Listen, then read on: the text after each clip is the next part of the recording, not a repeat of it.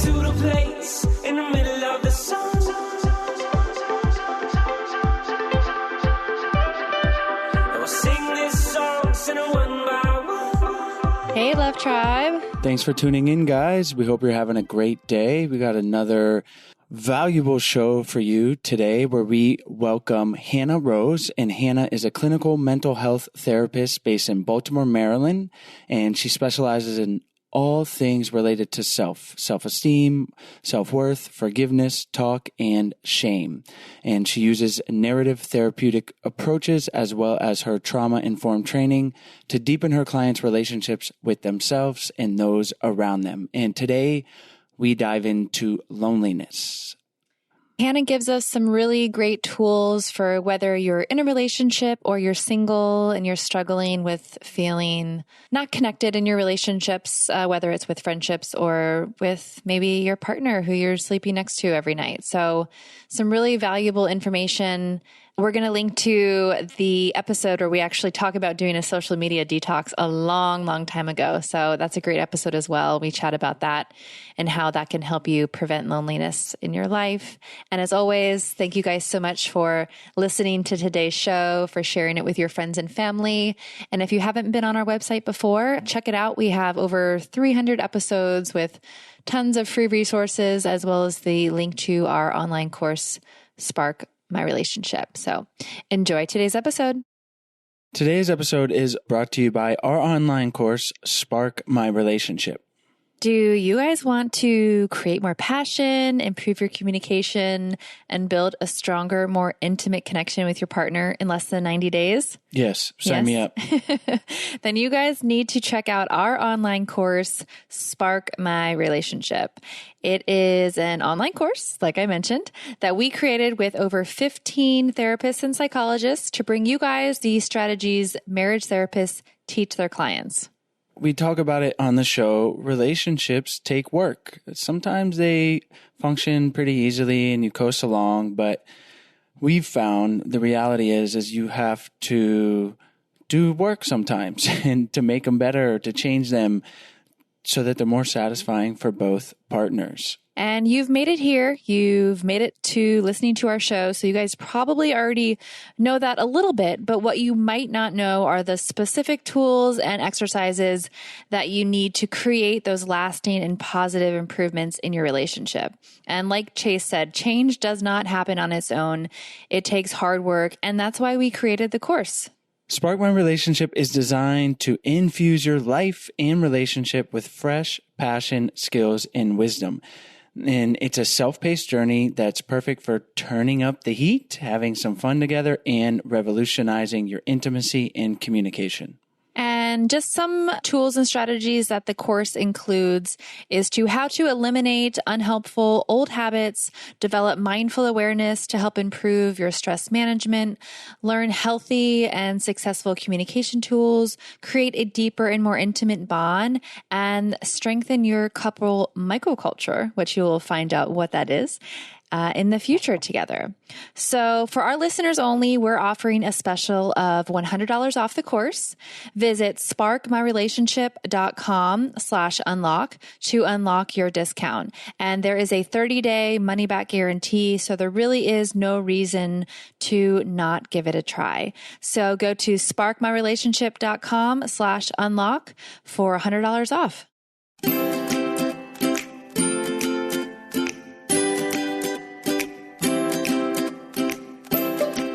Hi, Hannah. Thanks so much for joining us on the show today. Hi, Sarah. Thanks for having me.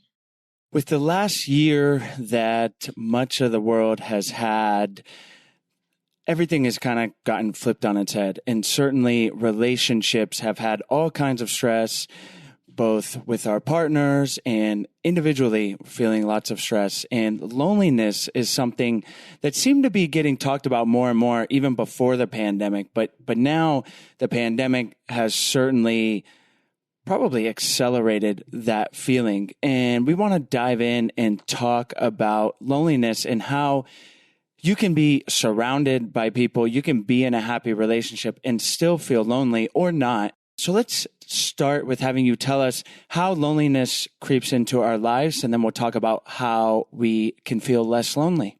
Absolutely. Yeah, I think loneliness can manifest in numerous ways.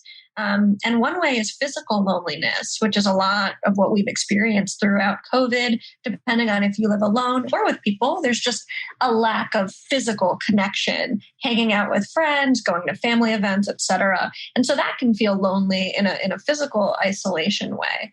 But then there's more of the emotional and mental loneliness, which, as you said, you can experience even if you're in a room full of people, even if you're in a relationship, laying in the same bed as your partner. And I think it's important to talk about both of those. I think COVID has simply exacerbated potential pre-existing loneliness emotionally, and then really ramped up the intensity of that physical loneliness. So let's start with physical loneliness, and let's just assume, fortunately, a lot of the West, certainly North America, is vaccinated at the time we're recording this. End of June, and things are opening back up. So we're not quite forced to be physically isolated as much. But let's take COVID out of the picture here. But that was still an issue. So how can people solve for that and start to feel less lonely in the physical sense?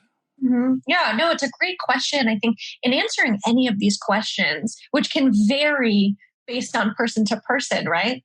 We need to look at, well, what would the goal be? The goal is connection, physical connection, emotional connection.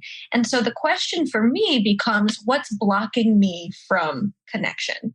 There's a great quote by the Persian poet Rumi. And it says, your task is not to seek for love, but merely to seek and find all the barriers within yourself that you have built against it. I might have just butchered that a bit. That's from memory. And that's how I see most things. So our task is not to seek connection, but rather look internally and say, okay, well, what's blocking me from connection? And the answer can be different based on who you are, chemicals in your brain, life experiences, past attachments with caretakers, etc. So if the goal is, how do we increase physical connection? For some, it's not, just go hang out with your friends in person more, because that brings up emotional loneliness, which in my opinion, loneliness in all of our relationships can really stem from a lack of authenticity.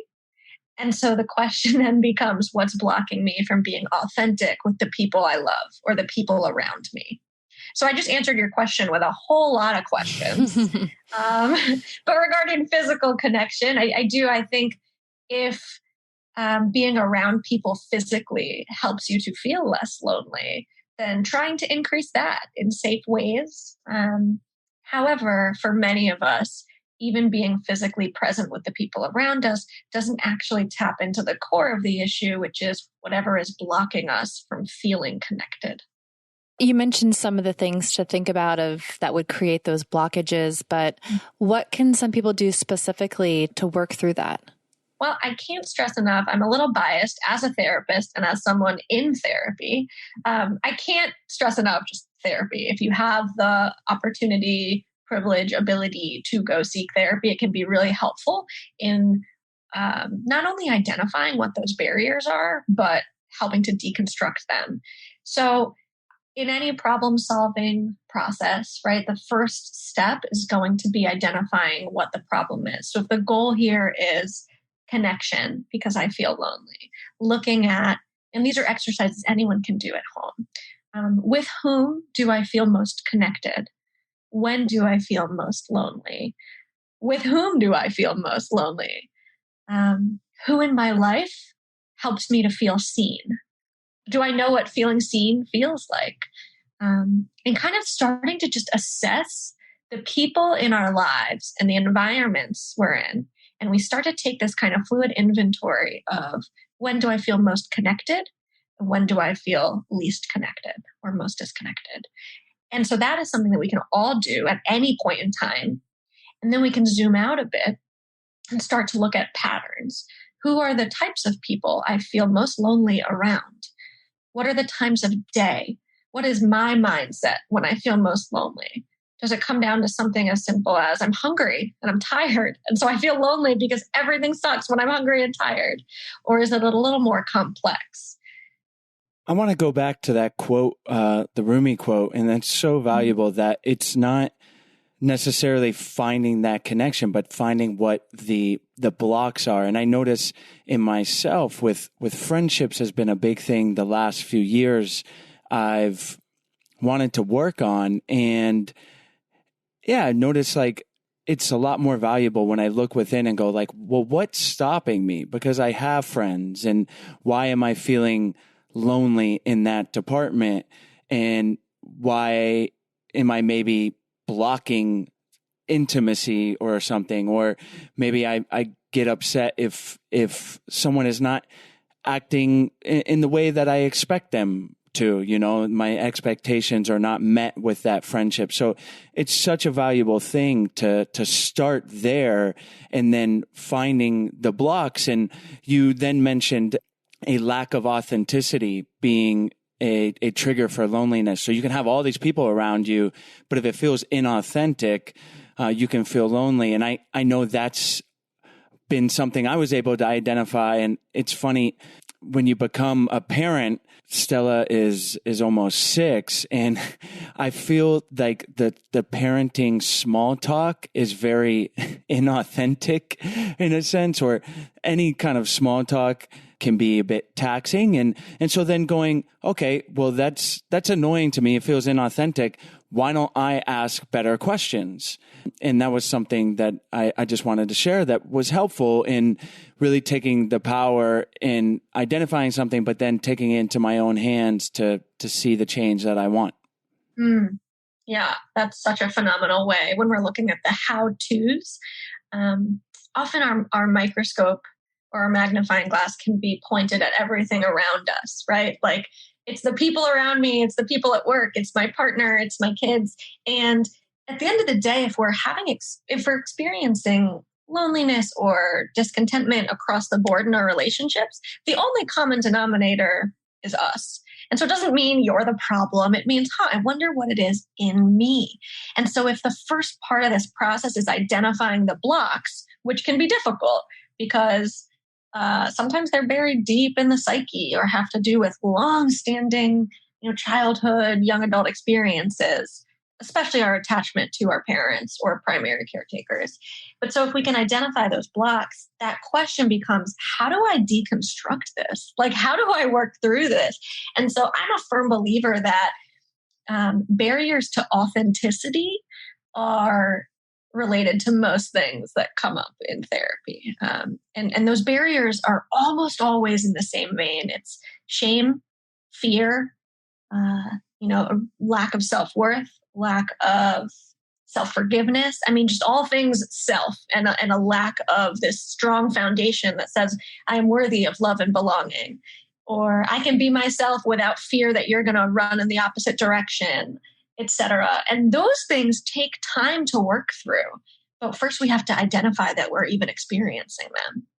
How are some of those barriers usually formed in childhood? Well, so I'm sure you're both aware there's different attachment styles that we can have with our primary caretakers. And, one of the most damaging but common attachment styles is disorganized. And it stems from an inconsistency. And that inconsistency from our caretakers can be emotional or physical. So even someone that spends tons of time working and they're home sometimes, but, MIA for a lot of the time, to a kid, they can't necessarily make sense of why that's happening. And then there's emotional inconsistency, being nurturing at times and very cold at other times. And a child does not know how to take the perspective of, this is more of a reflection of what my parent is going through than it is of me. This isn't about me. This is about them. And that's okay. I'm not going to take it personally. A child is inherently wired to take things personally. And so depending on so many different variables, including just an innate resilience, environment, again, brain makeup, the genetic makeup of the brain, how much the child internalizes anything that happens growing up, impacts their relationships later on. And you can have two very healthy, loving parents who are very consistent, and that child can still experience adversity early on. Or, if a child never sees their parents fight ever, they have no idea that conflict is okay. And they enter adult relationships not knowing that conflict doesn't mean the end of a relationship. And they don't know, it's never been modeled to them. But if a child sees the parents fight often, that can also be damaging. So it's so fragile.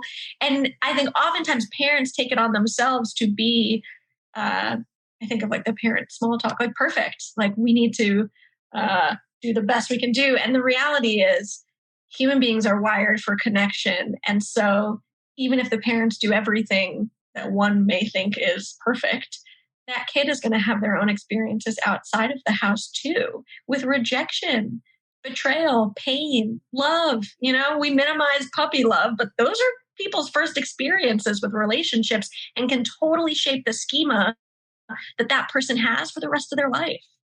What could someone do as a first step besides trying to find the blocks that are there to start to try to be less lonely? And I'd like to take an example from someone that's in a relationship. Mm-hmm. Should they talk to their partner? And then someone who's single, should they reach out to a friend? What does that look like? I think it probably will look different depending on the person, but to be as general as possible, I think if you're in a relationship, right? I don't know if anyone that listens to this has experienced this. I sure have. Where you're lying next to a partner at night. And this is someone, you live with or you've been together with for a long time and you feel totally alone. That is a horrible feeling. That is arguably the worst emotional pain feeling that I've experienced. Well, I don't know about that, but it's bad. And I guess my question would be to my former self, like, why do I feel disconnected? Can I communicate my needs? What's blocking me from communicating my needs? Or, and this was the case for me in the past, is what in me is staying in a relationship with a partner who is wonderful, but I need him to change intrinsically as a person to meet my needs. Like I need him to be a different person to feel seen and understood. Why am I staying? And so I'm not saying if you feel lonely in your relationship, that means you need to end it, but asking yourself those hard questions. And in my case, they were asked of me by a therapist who I then wanted to fire and not work with anymore because I didn't want to look at that. That's too painful. Communication is of course key. Can I talk to my partner about this disconnection, about this feeling of loneliness? Can I, pull a Brené Brown, my spirit animal, and come to that conversation with the narrative, hey, the story I'm telling myself is, right? The story I'm telling myself is that you're not attracted to me anymore. The story I'm telling myself is that I'm too much, etc. And that way it really puts the ball in your court in terms of owning that narrative instead of getting defensive or accusatory. Like, you make me feel lonely. Just throw that. You make me feel, take that out of your vocabulary. Because we live in assumptions. We live in our heads about what others think of us, feel for us, etc. And sometimes it's on point. A lot of the time it's not. And then the question becomes, what would help me to feel more connected? Is this a me thing, or is this a reflection of the relationship that needs some work? Because it's not always the relationship. Again, if you have been taught to be hypervigilant, to trauma response, to keep some walls up, you cannot feel fully connected with another person if you are hiding parts of yourself because you're ashamed of them or you don't want to get hurt. Before we continue on, we want to tell you about today's sponsors. Today's episode is brought to you by Headspace. Wouldn't it be great if there were a pocket-sized guide that helped you sleep, focus, and just overall feel better? Well, there is. And if you have 10 minutes, Headspace can change your life. Headspace is your daily dose of mindfulness in the form of guided meditations in an easy-to-use app. Headspace is one of the only meditation apps advancing the field of mindfulness and meditation through clinically validated research. So whatever the situation, Headspace can really help you feel better. For example, if you're feeling overwhelmed, Headspace has 3-minute SOS meditations to make you feel more relaxed and at peace. And if you need some help falling asleep, Headspace has wind down sessions that I love after the end of a long, busy day where maybe my head is still turning. And for parents, Headspace even has morning meditations you can do with your kids, which we sometimes do with Stella. She loves it. Headspace's approach to mindfulness can reduce stress, improve sleep, boost focus, and increase your overall sense of well-being. We talk about the benefits of meditation all the time on the show and how it can truly transform and help your relationship. I've been using Headspace for a few years now, and I can honestly say that I feel significantly better when I am consistently meditating. I am more patient with Stella. I'm more aware of how I communicate and I speak with Chase and others around me, and it's given me real tools to better handle daily challenges that life throws at us. Headspace is backed by 25 published studies on its benefits, 600,000 5-star reviews, and over 60 million downloads. Headspace makes it easy for you to build a life-changing meditation practice with mindfulness that works for you on your schedule, anytime and anywhere. You deserve to feel happier, and Headspace is meditation made simple. Go to headspace.com/IDO. That's headspace.com/IDO for a free 1-month trial with access to Headspace's full library of meditations for every situation. That is the best deal offered right now. Head to headspace.com/IDO today. You mentioned wanting to fire your therapist because you didn't like what they were saying. Absolutely. And I think that's such a interesting thing that we all face when a friend, a therapist, or our own self-talk knows the right answer. We're told the right answer or we know it, but we're in denial or cognitive dissonance. And it's really a tough thing that's like a big barrier to growth a lot of times. How would you talk to your old self or someone in that situation to make them be more open to the reality or what they're being told, even if they don't want to hear it? Yeah, it's a great question. And you may not love the answer. You cannot make anyone be open to it. Even if you know they know deep down and you want them to get honest with themselves, you can't do that, right? The best therapist in the world can't do that. The best friend, no one can make someone else ready or willing or open for anything. And that, of course, comes up in relationships. And that can be conflict because we want to get the other person to do the thing that we see so clearly.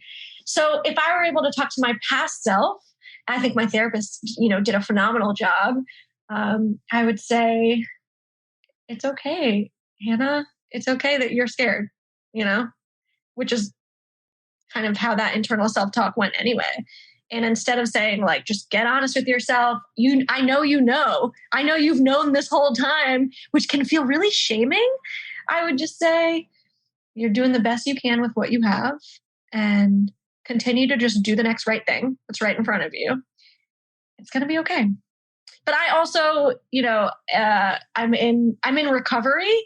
And so, in 12-step programs, we utilize spirituality and faith and trust in the universe. And so that was very helpful for me. And I knew, listen, no matter what, I'm going to be okay, but I'm not willing to take action right now. And so I'm going to put my head in the sand and be kind of self-destructive. And that is what I needed to do. And so I wouldn't have changed a thing, even though it prolonged that pain. It definitely wouldn't have changed a thing. Can you talk a little bit more about that, about just not working through stuff and just kind of just being in the moment and just feeling what those feelings are? Absolutely. I think the hardest action sometimes is inaction. Again, I think this therapist is the one that first said that to me. She said the time to make a finite decision is not when you're ambivalent, right? It's not when you're going back and forth in your head, like, should I do this or should I do this? I don't know. That's not the time to make a very permanent decision. I heard someone say once, don't make a permanent decision based on a temporary feeling, which I agree and disagree with. But I think there's something to be said for sitting in it and getting curious about it. I'm really a huge advocate of mindfulness and just allowing yourself to explore what it feels like, both physically and emotionally, because we experience all of our emotions in physical ways as well. And so, my chest would get tight or I'd get a knot in my stomach, and really getting curious about those physical symptoms of discomfort and pain. And now, sometimes as a therapist, I'm not like let me sit back and smile and nod. Like I'll be direct, but what they want to do with that is on them, right? I cannot get attached to the outcome.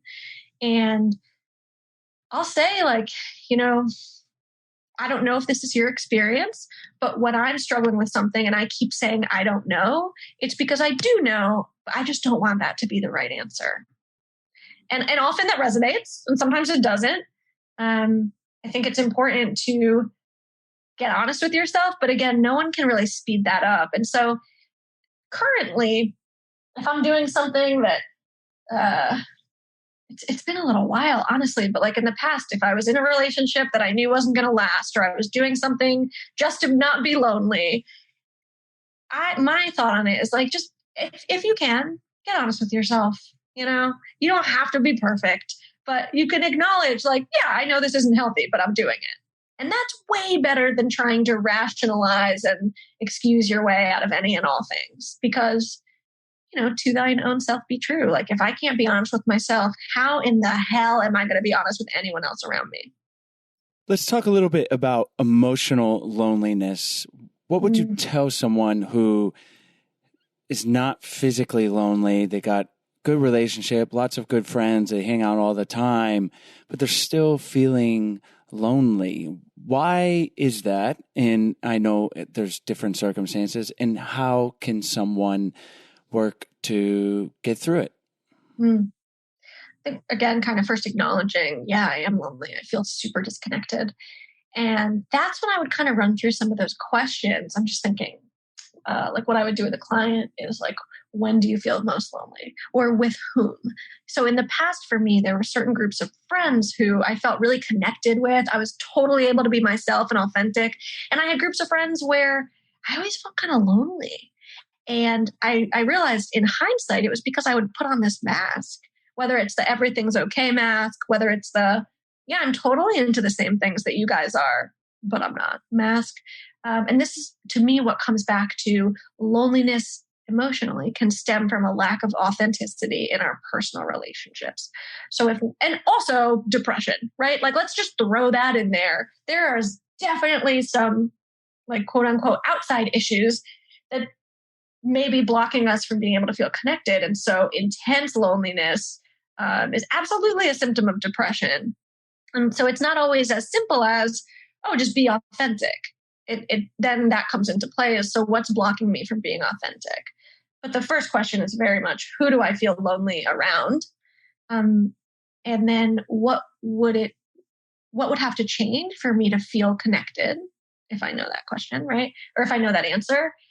And do I feel like I can be myself is the main question. And then underneath that, it might be I don't know who I am, right? And there's the work that needs to be done. It's more on identity. It's more on self-worth, that foundation of self we talked about a bit earlier. Can I confide in the people around me and talk about how lonely I feel? Who am I being least authentic with, etc.?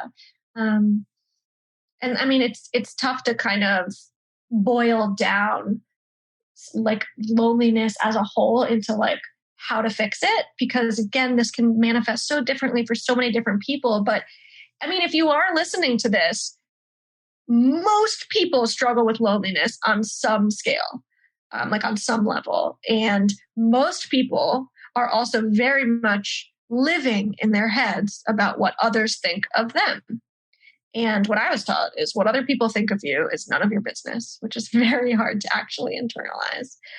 But the thing that really helps me to be free of some of that, in recovery, we call it self-centered fear, which is what are you thinking about me? Is reminding myself that no one on this planet thinks about me and what I'm doing and what I look like and what I sound like as much as I do. And that doesn't mean nobody cares. It means most people are thinking about what they look like and sound like and what they're doing. And instead of having that feel isolating, it can feel kind of connecting. Like, wow, we are all having a pretty raw, sometimes great, sometimes painful human experience. And the last thing I will say on that is that the number one cause of current day 2021 feelings of loneliness is social media, period. So people are just consuming too much social media and it's making them feel lonely based on other people's experiences and them feeling not like they don't have those experiences as well? Yes. And it's also misconstrued as connection when it's not. Mm-hmm. Yes, we are basing, and I'm generalizing, a lot of self-worth and identity on likes. And just like, it's like we're each yelling, look at me, into a void of everyone else saying, look at me. And we're comparing our insides, like how we feel, to other people's outsides. Instagram is a highlight reel of people's lives. There's also some great stuff, right? I love a good meme. There's some people posting and sharing really helpful, healthy things, like you both, I'm sure. But there's that great movie on Netflix called The Social Dilemma. And it's just, studies show that kids who, like Gen Z, is the most depressed, anxious, eating disordered generation in human history. And it's worth noting that, like, we're all just staring at everyone else. I will say that I don't want to get on a soapbox about it, but of course, in the beginning of COVID, I was very jarred by the lack of human connection outside of my own home. And I just noticed I was on social media for way too long because it's tough to moderate, especially when you're quarantined. And I deleted all of it. And it's been about a year and a half, a little less. And I have not felt nearly as lonely, even throughout all of the pandemic, as I did in my previous 15 years at all. Wow. For sure. Yeah. And just the comparison, and it's just built into our monkey brains. Like, we're seeing other people's lives, and it is a good idea to just try a digital detox, get off the social media, and you might be like, I feel a little bit better. You've given us some great tips, Hannah. I would like to ask you around authenticity, how someone could think about being more authentic. Like, what is something they might ask themselves in a way to be more true to themselves with other people in their lives? Absolutely. I think for me, what being authentic feels like is taking off any kind of mask, which means changing how I am to meet what I perceive your needs to be or your wants, right? Which is hard. It's scary. It goes against every people-pleasing fiber in your being. And so if I like fill in the blank, I'm gonna say that. Or if it comes up, I'm gonna be honest with myself and those around me. So trying to think of examples of like things that I do or don't do that kind of go against the grain. But that's the point. Like, if the norm is XYZ, are you comfortable deviating from it if that's your truth? As kind of kitschy as that sounds, like, what is your truth? What do you like? What do you not like? And looking at what are some decisions that I make in my life that would be different if I wasn't thinking about what other people expect of me. And that's scary, right? Like, to detach from this idea of, what do my parents want? What do my friends want? What do my partner like? And being able to start looking at, what do I want? What do I like? And some people can say, well, that sounds really selfish, but we can't really show up for others if we don't prioritize our self-care in a way. And so it's less about, how can I be this person for you and you and you? And it's, well, how can I be this person for me? And as a result, not only will I feel more connected, but I will have so much more energy to be there for others if I'm allowing myself to just be free of this not good enough or too much, etc. narrative. Really requires you to be vulnerable with yourself and those relationships you're trying to build. Yeah, and vulnerability is so hard. And I know I mentioned her once before, but what really kind of set me on the path of what I call emotional sobriety, which is everything we're talking about, was reading one of the first books Brene Brown wrote. I think her second one called Daring Greatly. And it was just about vulnerability and shame and fear. And I was like, I was maybe 23 or 24. And it changed my life, my whole career path. I mean, everything, because I realized how terrified I was of being my authentic self, not even knowing who that person was, staying in relationships that didn't serve me because of fear of loneliness, even though I felt lonely in said relationships.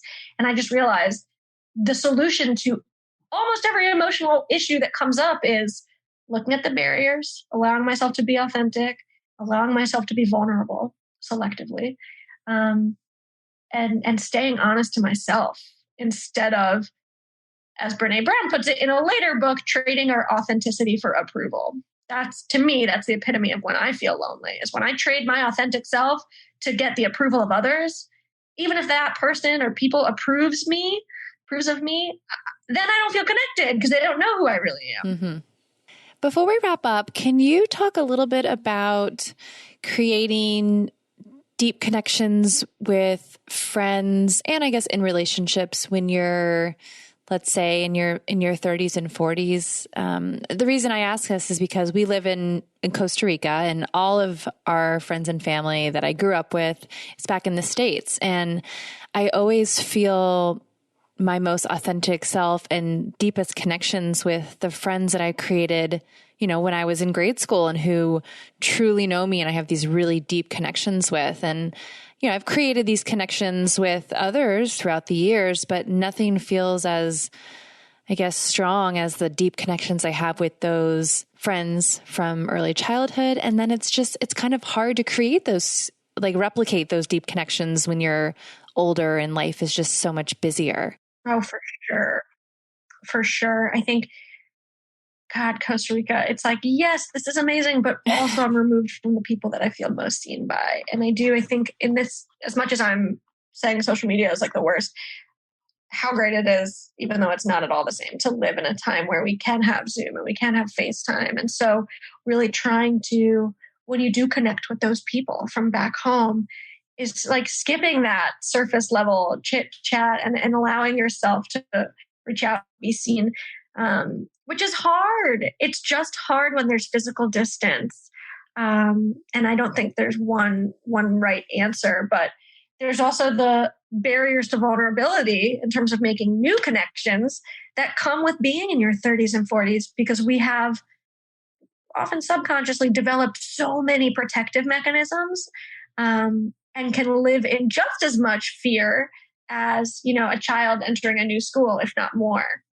And so I would definitely encourage you or anyone listening who's struggling with that to keep trying to bloom where they are planted, and if it feels hard making connections because there isn't a longevity factor, looking at, what does that longevity mean to me? Like, what meaning do I bring to this friendship because I've been friends with them for 30 plus years, as opposed to this person who I met a week ago in Costa Rica who feels like a soul sister, but I haven't known them for that long.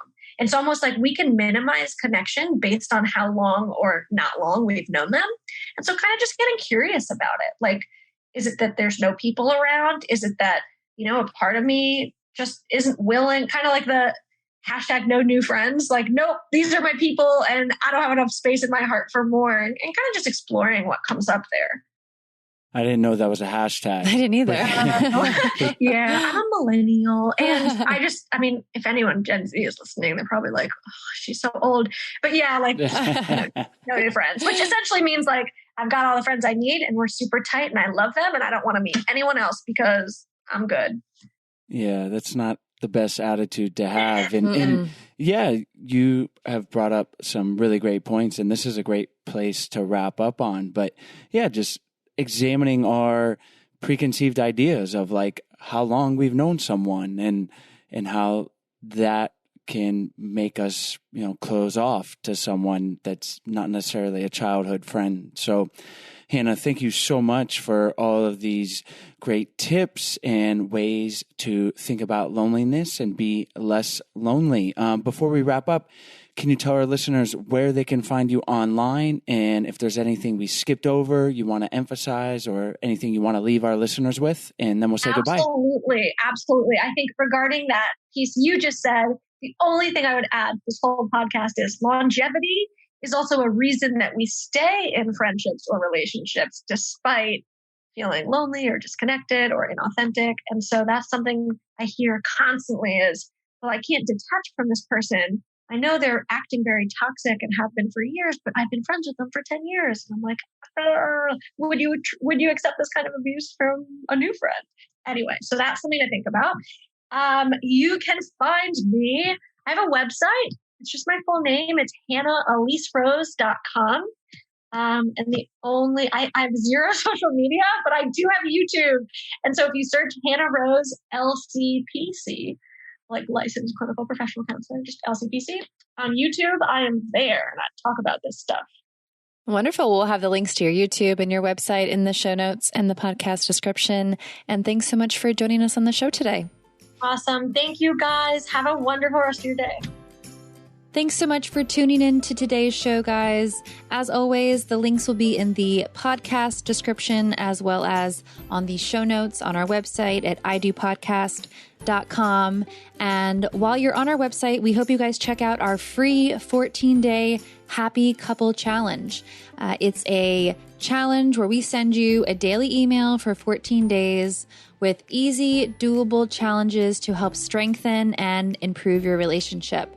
And it's honestly just a whole lot of fun to do with your partner. It's something new, and we think you guys will really enjoy it. So check it out. And while you're on the website, there are tons of free resources, as well as more information about our online course, Spark My Relationship, where our listeners can get $100 off. So check that out. You can go directly to the course website at sparkmyrelationship.com/unlock, and that's where you can get the $100 off. So thank you guys for tuning in, and we'll see you next week.